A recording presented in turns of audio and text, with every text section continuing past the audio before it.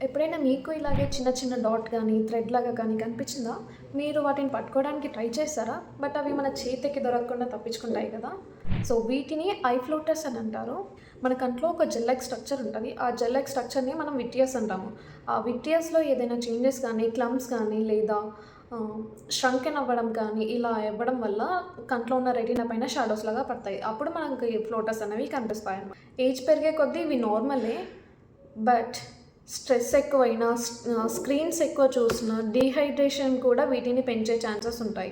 Even though young జనరేషన్‌లో ఉన్న వాళ్ళకి కూడా కనిపించే ఛాన్సెస్ కూడా ఉంటాయి.